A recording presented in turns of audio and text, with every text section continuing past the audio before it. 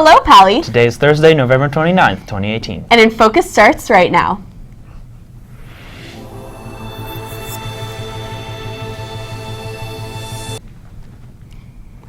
The fire alarms haven't rung in a while. We'll have more on this annoying occurrence at Pally and what happened to those involved. Some Palo Alto students are using a popular tool for video games to help succeed at school. The Palo Alto High School campus is drenched with rain today. Thomas will let us know how long the wet weather will hang around. All that and more is coming up on today's show.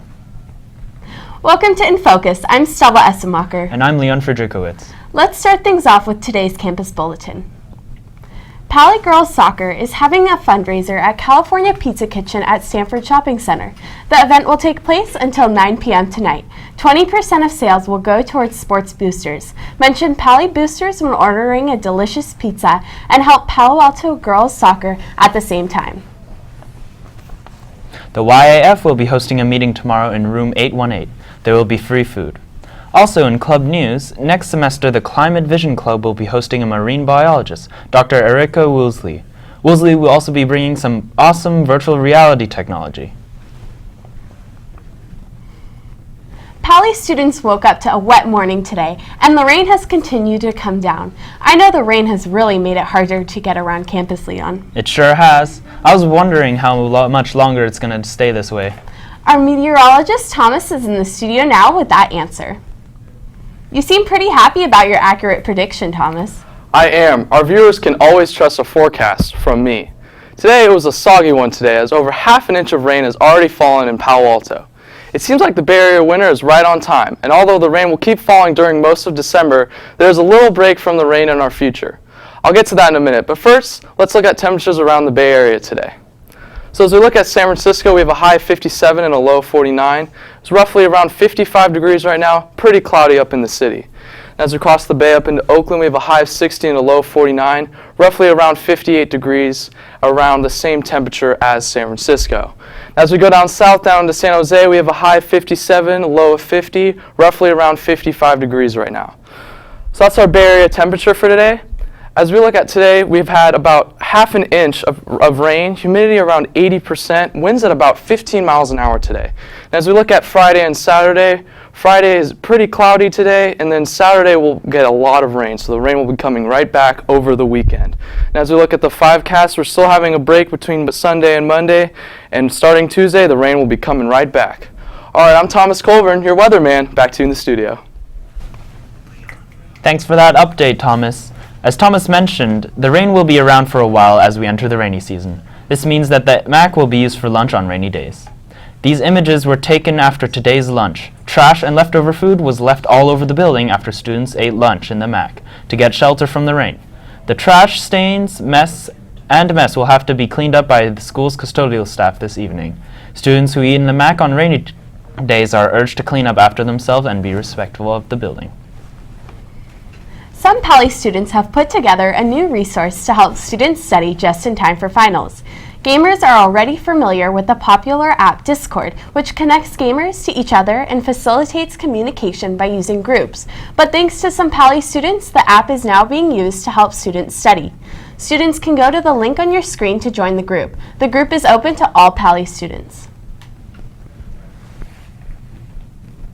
Pally students and staff are experts at evacuation due to a rash of false fire alarms. InFocus reporter Dante Simone has more.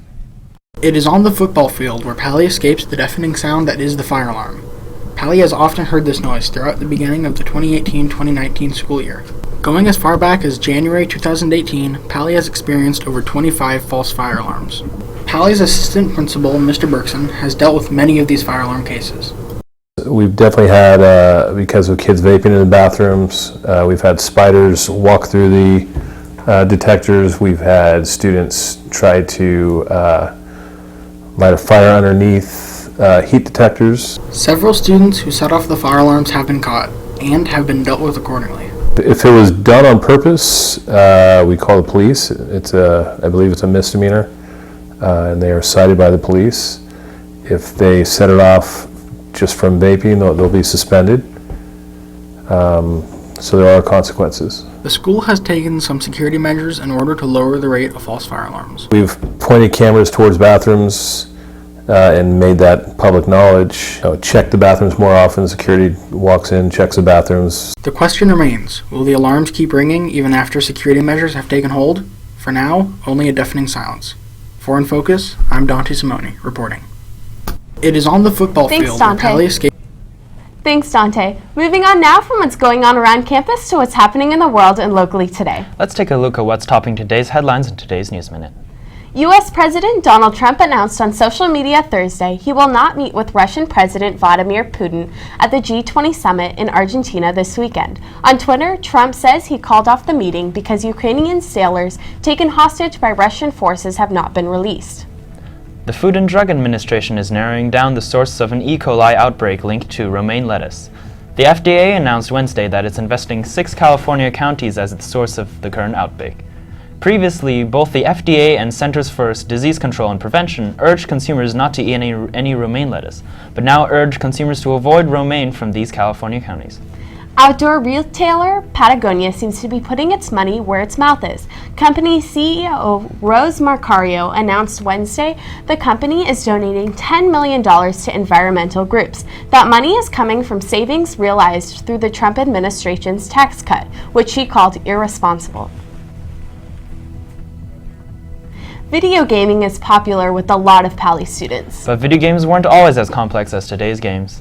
And Kyle, our very own resident historian, is in the studio with more information on a game that started the home video game trend. I'm guessing that this game was a little simpler than Fortnite or Fallout. It sure wasn't. It was basically a square, 2 lines, and was in black and white, Stella. On this day in 1972, the first commercially successful video game, Pong, was released. The game was created by Alan Alcorn and Atari co-founder Nolan Bushnell and was based on a previous electronic ping pong game that was playable on the Magnavox Odyssey. This landed Atari in a bit of hot legal water. Despite this, Pong sold exceptionally well and is considered the first majorly successful video game, making it the start of what is today a more than $100 billion industry. Well, that's all from me. Back to you, Stella and Leon. Thanks for that great story, Kyle. Moving on from the arcade to the field. Jason is in the studio now with the latest in Pally Sports news. What's the game plan, Jason? There were a couple games yesterday, but only one had its score reported. Let's take a look. Sadly, girls varsity basketball lost 54-43 to Los Altos. They're up next time. There are no upcoming games. Brace taking rain check, I guess. Back to you in the studio. Well, that does it for today's episode. Be sure to visit our website to check out old episodes, check the bulletin, or to send us an email. Until next time, have a great day, Pally.